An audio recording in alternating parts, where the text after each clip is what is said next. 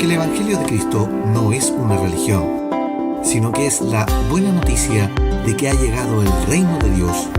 Aquí comienza tu programa Caminando por el Reino con Ron Nava.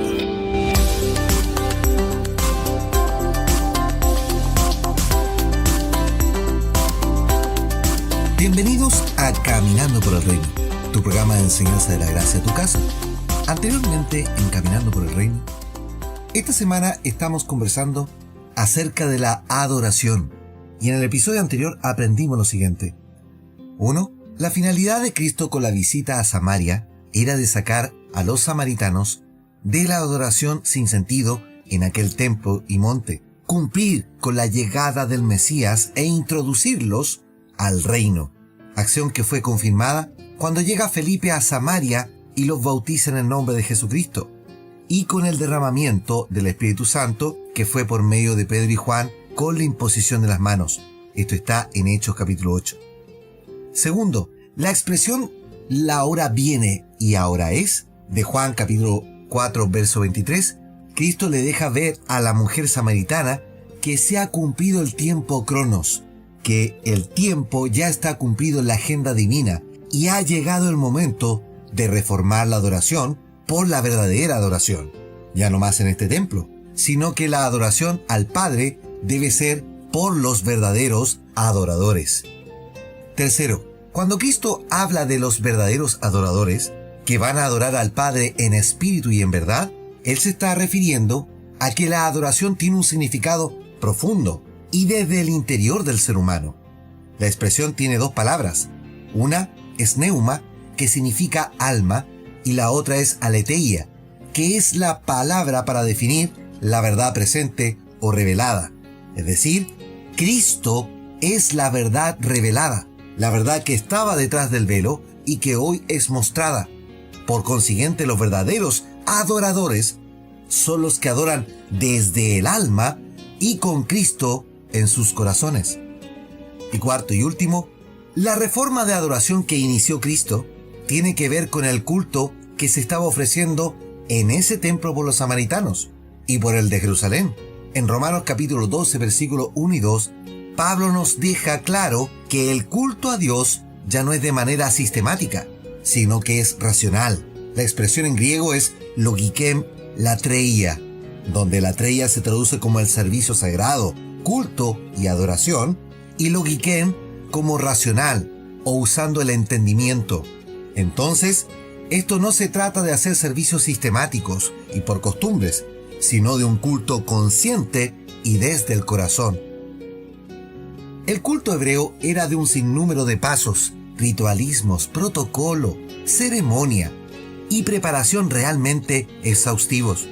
Cuando se establece todo esto, el plan de Dios era reformar toda la mala costumbre que el pueblo de Israel había traído desde Egipto y que por 450 años ellos adquirieron. Pensemos unos momentos, ¿cómo le podríamos sacar a un pueblo que por 11 generaciones, pues cada generación se mide en 40 años, tiene impregnadas las comidas, costumbres, ritos y religiosidad pagana de Egipto? ¿Te imaginas cómo podríamos hacer eso? La única alternativa es reprogramando su rutina con un nuevo manual de vida. Dios los sacó al desierto para reformar su pasada manera de vivir, pues claramente Dios tenía objeciones con su comportamiento y toda la mala costumbre que adquirieron en Egipto. Pablo nos dice que la ley que fue entregada por Moisés fue nuestra tutora. Fue un ayo. Leamos Gálatas capítulo 3 y nos dice desde el versículo 23, pero antes que viniese la fe, estábamos confinados bajo la ley, encerrados para aquella fe que iba a ser revelada. De manera que la ley ha sido nuestro ayo, para llevarnos a Cristo, a fin de que fuésemos justificados por la fe. Pero venida la fe, ya no estamos bajo ayo, pues todos sois hijos de Dios por la fe en Cristo Jesús. Porque todos los que habéis sido bautizados en Cristo, de Cristo estáis revestidos.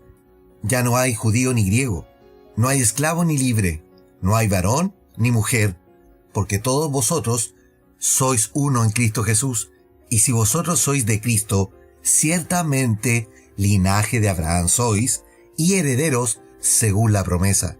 Gálatas capítulo 3, versículo 23 al 29 en la versión Reina Valera. La visión de Pablo es realmente reveladora. Él está diciendo que la ley de Moisés fue nuestra tutora, fue una especie de niñera. De alguna manera, esa ley nos mantuvo en cuidado protector para llevarnos a Cristo. En otras palabras, nos protegió y nos cuidó hasta que llegó Cristo. ¡Qué hermosa visión! Pues esta tutora se mantuvo al cuidado de nosotros, protegiéndonos. Protegió a los judíos por más de 14 siglos. Por eso es que cuando viene Cristo, Pablo nos dice que ya no necesitamos un tutor, ya no necesitamos una niñera que nos cuide, pues Cristo es la fe, y nuestro caminar en el reino de Cristo es por fe, y estamos cubiertos por Él. Ya no necesitamos un manual que nos enseñe a vivir. Cristo es nuestra fuente de información para reformar nuestra vida. Cristo fue a Samaria a liberar del tutor a los samaritanos. Recordemos que ellos adoptaron la ley y el culto judío como propio. Abrazaron la ley y se mantuvieron en ese culto por casi 700 años. Entonces el Maestro vino a mostrar un camino mejor. Él es el camino. Él es la aletheia, la verdad revelada. Él es la Zoé, la vida eterna y sustancia del Dios mismo. ¡Qué maravilla! Si el Maestro está diciendo que el culto ya no va a ser más en ese monte a los samaritanos y ni siquiera en Jerusalén a los judíos, es porque el plan divino contempla un diseño mejor, usar la creación divina para habitar. Isaías, el profeta, nos deja registradas las palabras de nuestro Padre Celestial al decirnos su maravilloso plan. Porque así dijo el alto y sublime, el que habita en la eternidad, y cuyo nombre es el Santo. Yo habito en la altura y en la santidad, y con el quebrantado y humilde de espíritu, para hacer vivir el espíritu de los humildes y para vivificar el corazón de los quebrantados. Isaías capítulo 57, versículo 15, en la versión Reina Valera. Sí, hermanos, Dios, nuestro Creador, el que hizo todas las cosas, habita en corazones quebrantados, y cuya alma es humilde. Dios sublime habita en el corazón de quien cuya actitud es sin jactancia, sin arrogancia. Por eso que el Maestro enseñó que el arrogante fariseo no iba a ser justificado, pero sí el humilde publicano, en Lucas capítulo 18. Es por eso que el culto racional que nos habla Pablo se debe íntegramente a la actitud y disposición del corazón. Se debe involucrar en ese culto toda el alma, y todo esto sin horarios. Es una constante disposición, pues Dios vino a habitar en los corazones, y con esto esos corazones los convierte en templos movibles del Dios vivo. ¿Lo vas entendiendo? La palabra habitar no es un cliché. No quiere decir que Dios vino de pasada solamente. Dios vino a hacer su morada en los corazones, depositando su Espíritu Santo. Entonces el sacrificio diario que debemos hacer es doblegar nuestra humanidad, nuestro traje de carne, para que honre a Dios, reflejando su gracia divina desde el interior hacia el exterior. Pablo, en su predicación en Atenas, al ver la inscripción al Dios no conocido, él comienza a hablar en un discurso elocuente ante los sacerdotes y filósofos y les dijo lo siguiente: Él es el Dios que hizo el mundo y todo lo que en el mundo hay, ya que Él es Señor del cielo y de la tierra. No vive en templos hechos por hombres, y las manos humanas no pueden servirlo, porque Él no tiene ninguna necesidad. Él es quien da vida y aliento a todo, y satisface cada una de las necesidades. De un solo hombre creó todas las naciones de la tierra. De antemano decidió cuándo se levantarían y cuándo caerían, y determinó los límites de cada una.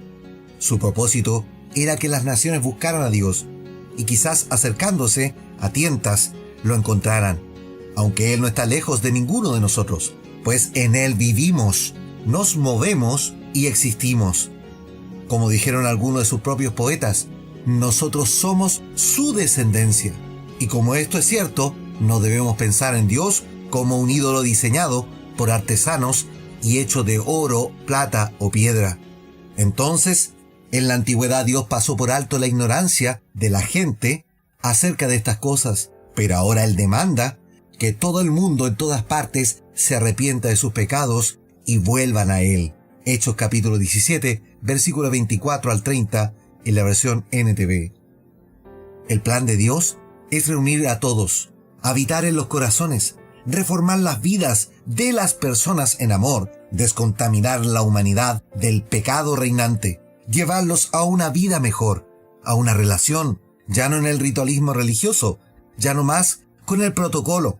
Pablo le dice claramente a los sacerdotes y a los atenienses: Dios no está en este lugar, Dios no está en templos. De seguro que ningún ministro hoy podría aceptar tan insultante aseveración. ¿Cómo se le ocurre a este simple hombre desafiar con tales palabras? Pero ese hombre era un testigo vivo que el Dios alto y sublime habitaba en su interior y que le dio ese mensaje. Y ese mensaje fue más determinante para decirle a ellos que tienen un culto sin sentido, a dioses hechos por manos de hombres. Pero este Dios, al Dios no conocido, es el Dios por sobre todas las cosas.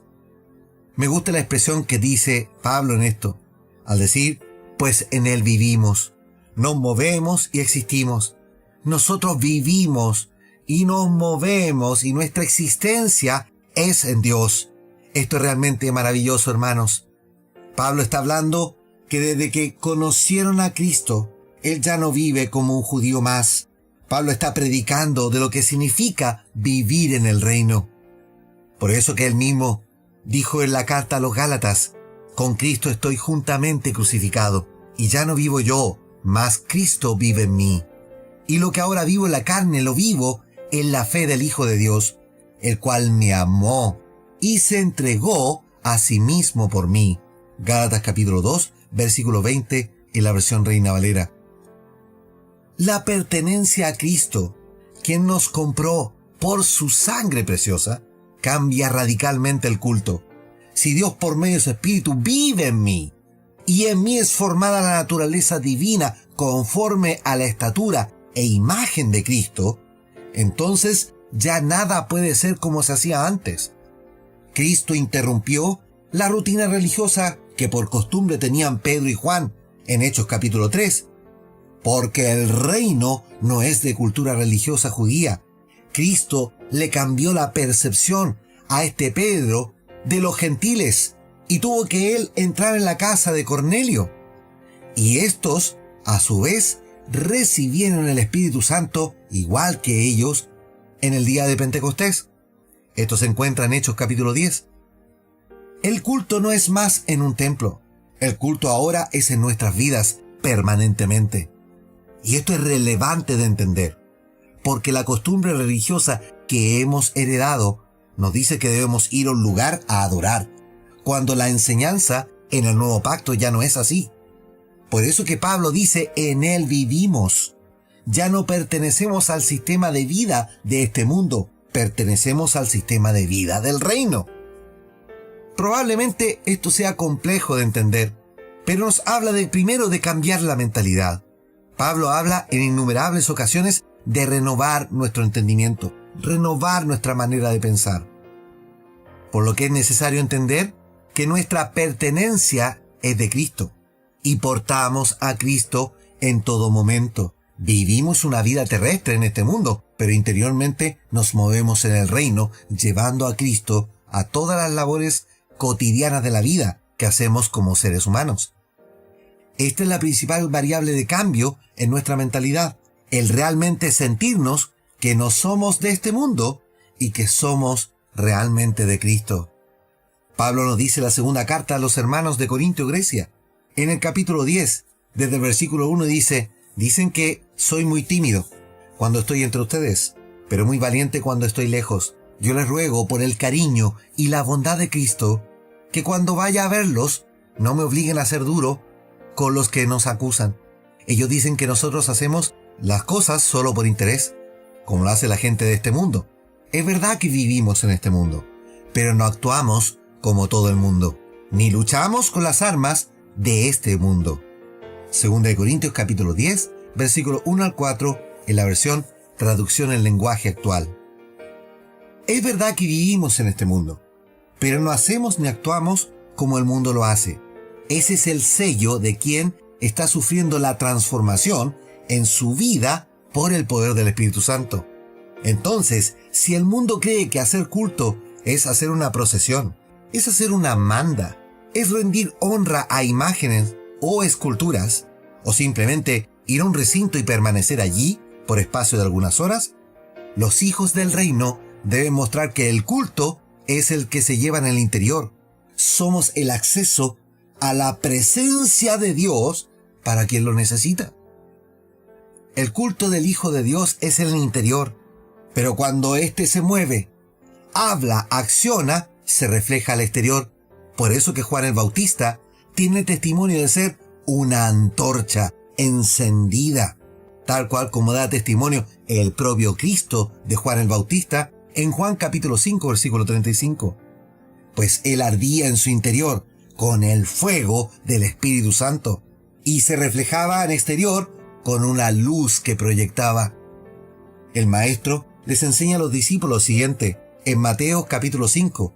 Ustedes son la luz del mundo, como una ciudad en lo alto de una colina que no puede esconderse.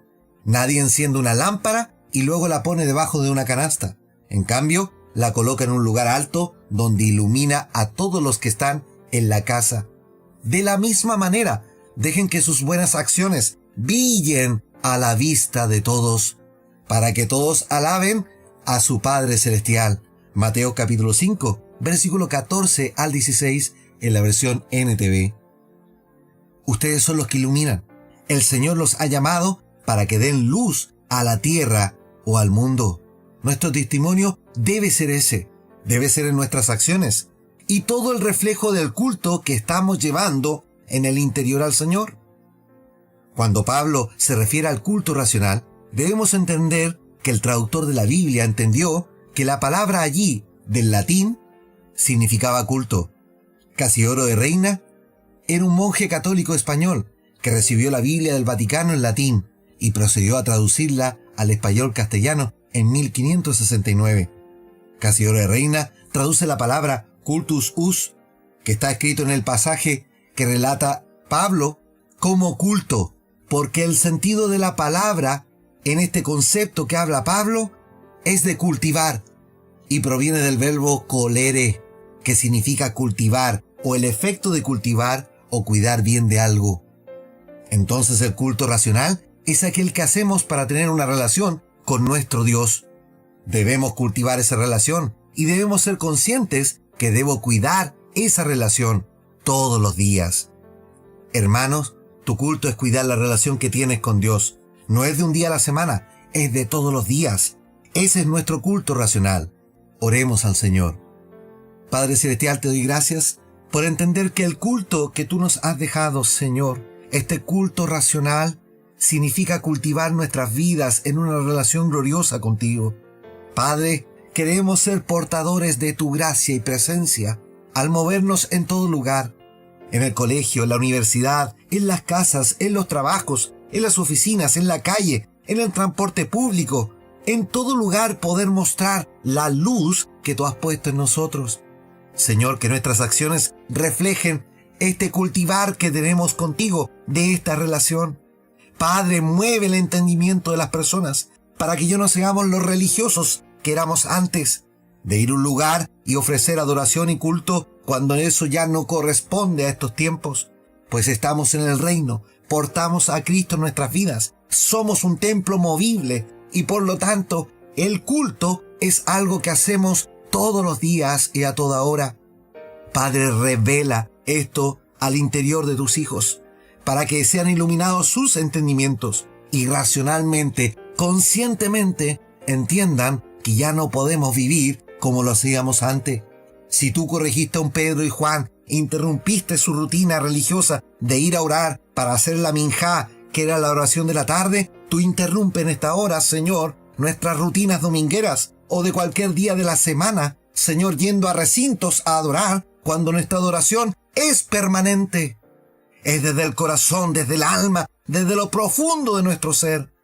Señor, ayúdanos a entender que la adoración no es un simple cántico, es algo que viene de la disposición, desde lo más profundo de nuestro interior. Como el salmista escribe, desde mi corazón, desde mis entrañas, te alabo, Señor.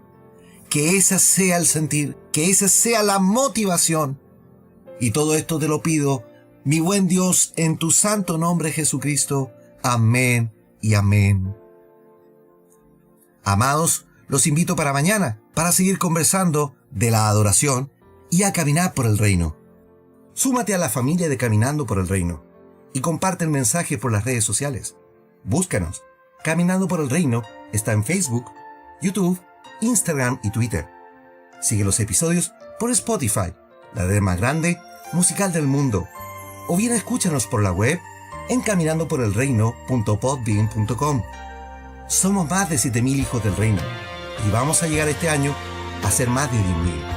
Por eso da me gusta, comparte y etiqueta a tus amigos. Y hagamos crecer la familia del Señor. Que la gracia y la paz de Cristo sean en tu vida.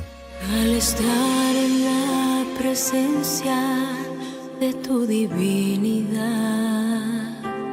y al contemplar la hermosura de tu santidad, mi espíritu se alegra en tu majestad. Te adoro a ti, te adoro a ti. Cuando veo la grandeza de tu dulce amor y compruebo la pureza de tu corazón, mi espíritu se alegra en tu majestad. Te adoro a ti, te adoro a ti. Y al estar aquí delante de ti, te adoraré, postrado ante ti, mi corazón te adora, Dios. Y siempre quiero estar para adorar y contemplar tu santidad. Te adoro a ti, Señor, te adoro a ti.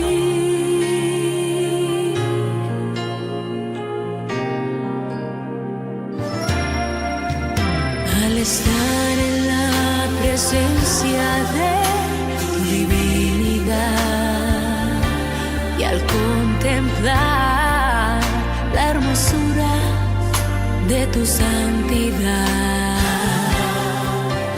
mi espíritu se alegra